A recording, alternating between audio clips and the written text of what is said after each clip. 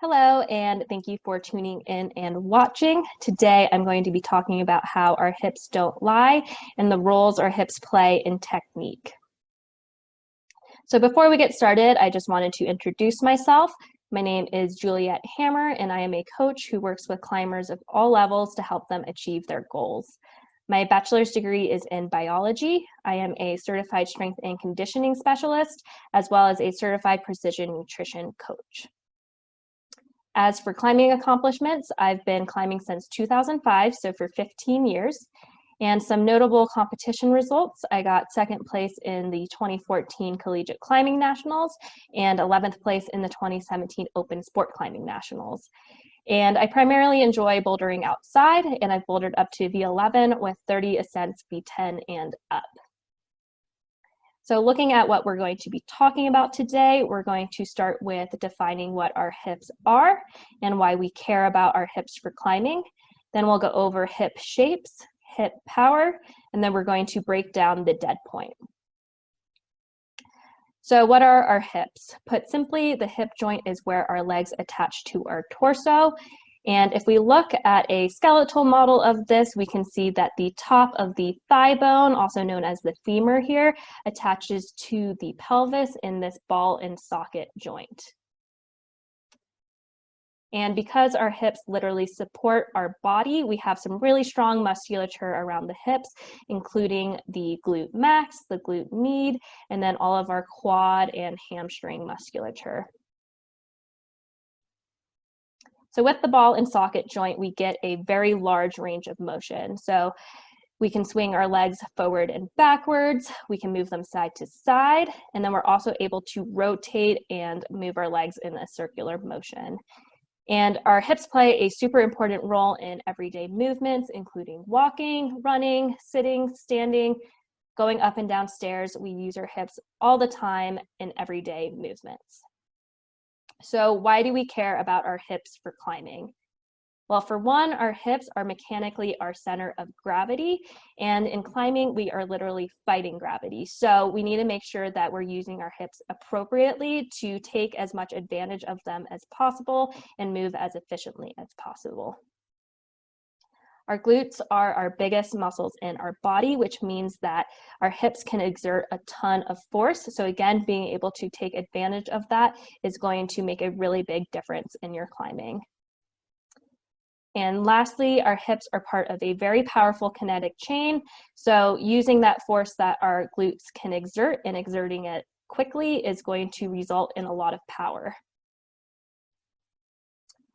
I also wanted to talk about compound versus isolated movements. So oftentimes as climbers, we really do focus on the upper body and that pulling motion that we're doing. But we know that individual muscles come together to create a functional movement system. And what we are doing on the wall is functional movements. So some examples of these systems involving our hips include high steps, rockovers, dynos, dead points, heel hooks. So you can see our hips come into play on the wall all the time. Next, we're going to talk about hip shapes. So these are just the different positions you can put your hips into on the wall. So like I said, our hips are our center of gravity. So the way that we use our hips is going to have a huge impact on our movement. And generally, we want to keep our hips close into the wall because this is going to allow us to get our weight over onto our feet a lot more. And if our hips are really sagging out from the wall all the time, then gravity is going to be pulling us down from our hips. So keeping the hips close to the wall is generally important. There are situations where sagging out from the wall is appropriate, and we're going to get into those more later.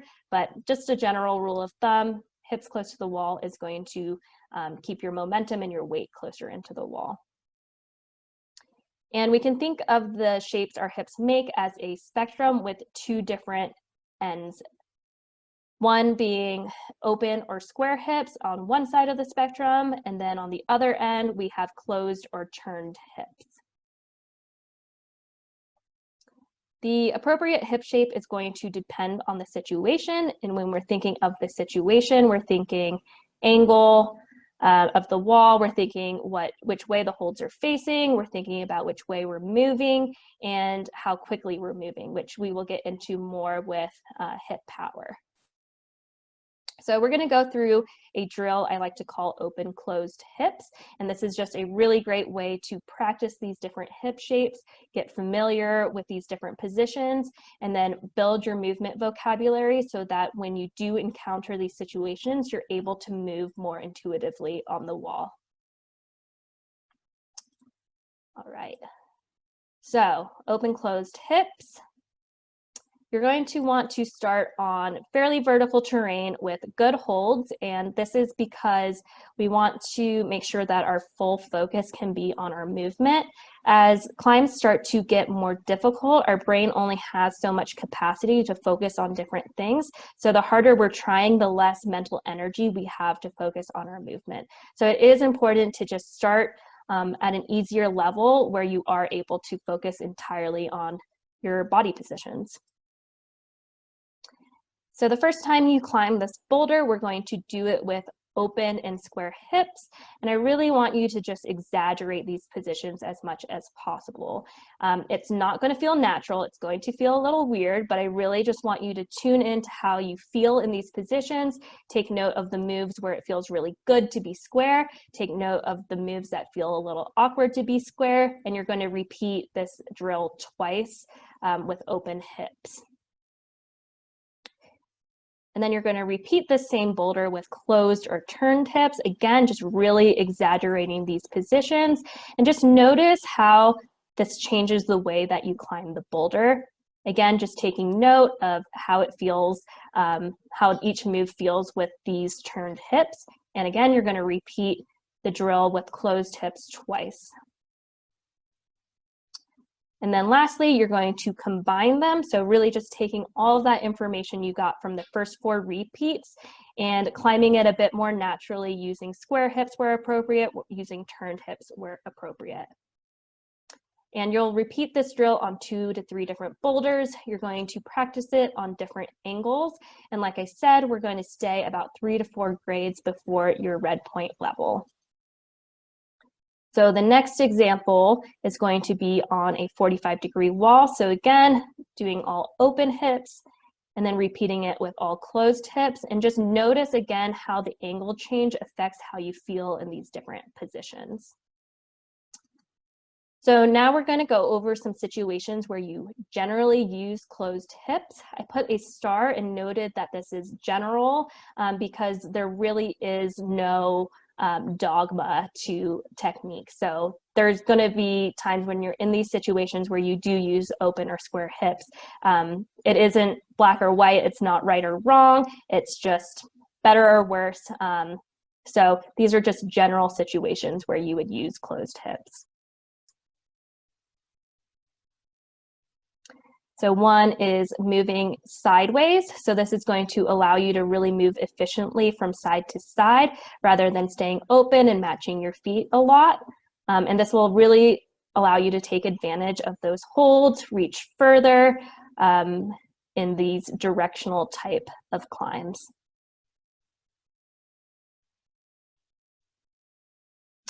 Another situation will be directional holds. So with this one, you can see I'm going to be going to a big side pull. And the idea is that this is going to feel best if I'm pulling perpendicularly to the surface. So getting my feet up and turning my hips is going to really allow me to pull sideways onto that hold. Whereas if I was climbing with more square hips, I would probably be forced to pull down on the hold more, and then it wouldn't feel quite as good. So here are the situations where we would use open or square hips. Again, this is just general. So one situation is going to be compression.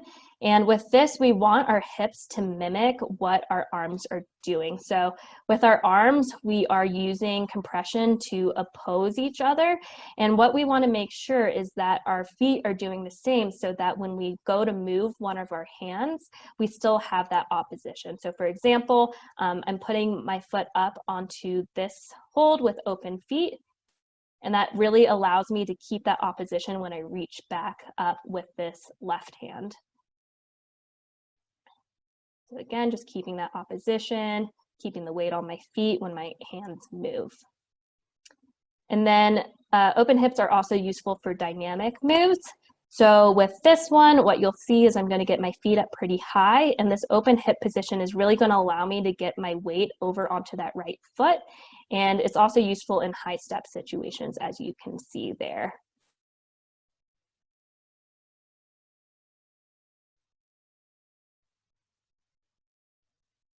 All right, so now that we've talked a little bit about dynamic moves, we'll dive into hip power. So first, I wanted to define what power is, because I think it's one of those terms that we throw around quite a bit. So don't worry, I'm not going to make you do any math, but I did just want to pull up the equation for power. So power can be defined as work, which we can think of as energy, over time. So the more energy we have over a shorter period of time, the more power that we're going to have. And we can break down work into force exerted over a certain distance. So with a certain move, this distance is going to be fixed. So we're pretty much just looking at force in time. So the more force that we can exert over a shorter amount of time is going to be the more power that we're able to exert. And as I mentioned before, we have really large hip muscles because they support our body weight, which means they're able to produce a lot of force. So if we're able to use that force and express it quickly, that's where we'll get power. And yep, it's an extremely powerful part of our body, so we really want to be able to take advantage of that. So the best example of just how powerful our hips are is going to be Olympic lifting. So we're just going to watch a quick video. So this is a video of Maddie Rogers doing what's called a snatch of 100 kilograms. So this is 220 pounds. And what the snatch is basically just getting the barbell from the ground to overhead. So we'll just watch this. All right, so this is the snatch. That's the snatch just in real time. It happens super quick, so we'll just watch that again. So yep, she just got 220 pounds down from the ground up over her head. So we're just going to walk through this because they're going to go ahead and play this for us in slow motion. So what we're going to see in slow motion is she starts this pull from the ground. This is a fairly slow pull.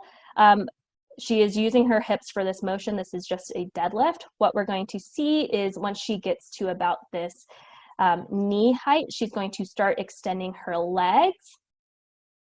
And then when she gets to this mid-thigh height, she's going to start extending her hips. And this is a very powerful hip extension. She's going full hip extension. She's giving her shoulders a little shrug, but her arms aren't pulling.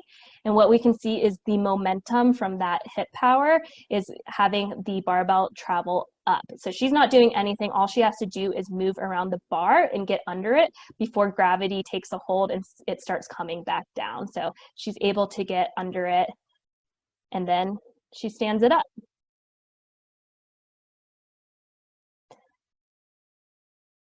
So I think Olympic lifting is super cool. I don't do it super often, but I think we can learn a lot. Like I said, she just lifted 220 pounds and got it over her head. So that just exemplifies just how much power our hips can have. And the example we're going to use for this in climbing today is going to be the dead point. So we're going to break down the dead point. So first we're going to start by just defining what the dead point is, and it is a dynamic move in which at least one foot remains on the wall. And we use momentum and power to generate for a dead point, typically on larger moves that you can't perform statically. And this is going to be useful in situations where you need power, but the holds may be just a little too bad to fully cut your feet on, so it's not going to be quite as dynamic as the dyno. So to set up to practice the dead point, we are going to first, start on vertical terrain with good holds, just like we did with the previous drill. Again, we just really want to be able to focus on our movement and not have our mental energy taken away by trying harder. So we'll start on vertical terrain with good holds, and progressively you can move to steeper angles and worse holds as you get more familiar with the movement. So for setting up, we want to make sure that the foot is staying on. So as you can see, for this hold that I'm reaching to, my foot is able to comfortably stay on. And then we also want to make sure that you can't reach it statically. So you can see I'm trying to lock off and reach, but I just can't quite get there without a little bit more power. So now for practicing the movement, first, you're going to sag away from the wall with straight arms. So this is one of those situations where sagging your hips from the wall is helpful. And this is because the more we sag from the wall, the more room we have to extend our hips and the more power we're going to be able to produce. And no dead point is the same. You might not be able to sag so exaggerated in on a move on a boulder, but yep, just for practicing, we're going to really exaggerate this sag and really understand the movement. And you do want to make sure that your arms are straight because we're not quite pulling with the arms yet. So you're going to use the momentum from your hips, from sagging away from the wall, to extend your legs and then extend your hips. So this is a piecewise movement. Kind of like what we saw with the barbell, we're starting with extending our legs and then extending the hips. And this is going to be a pretty quick motion, but it is piecewise nonetheless. And similarly, we do want to coordinate the pulling of our arms to continue the movement. So like I said, when we're sagging, we're starting with straight arms because we're not quite pulling yet. And again, this is going to be quick, but it is piecewise. So you're going to start that momentum with your legs, and then you're going to take advantage of that momentum by pulling with your arms.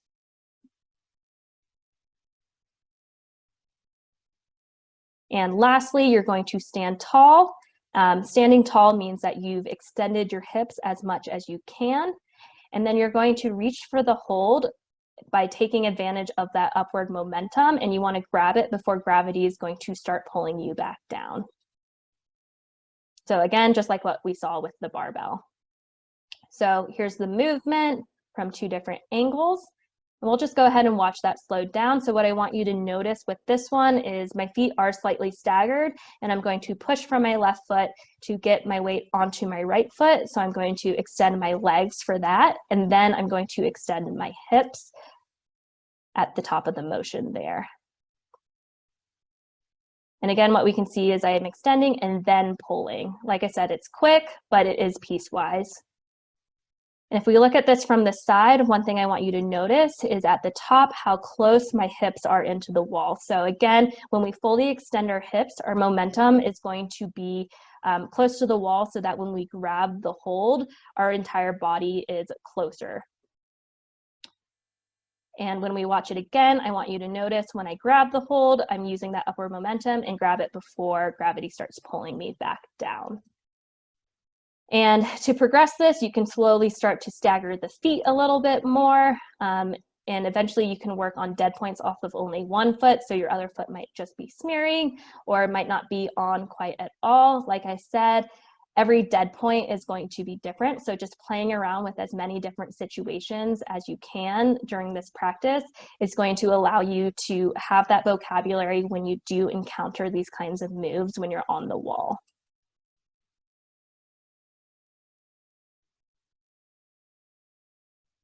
So in this next example, you can see my feet are much more staggered. And again, what we'll see is I'm pushing from this right foot to really get that weight onto my left foot.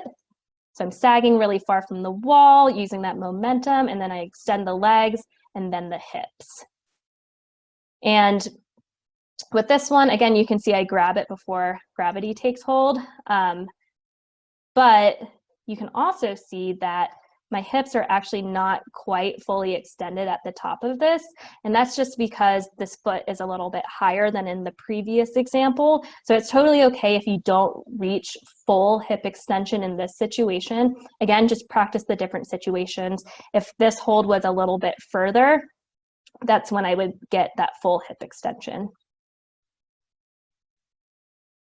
And even steeper still, again, just noticing how the angle changes the way the movement feels. And on these steeper angles, our hips do, you can feel that pull of gravity quite a bit more. So even in these situations, it's even more important to really know how to use your hips for that.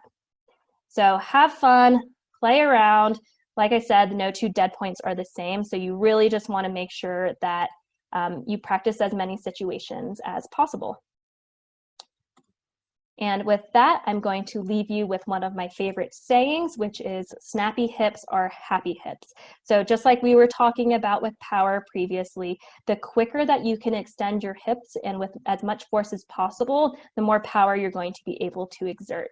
So if you are trying a dead point and you are still not quite getting the height, even though you know you can reach the hold, it might be that part of you is still trying to hang on to that static movement. So really using video is really helpful. See how quickly you are extending your hips, and you'll be able to see if maybe you're not quite getting enough power, if you're moving a little bit too slow. So snappy hips are happy hips.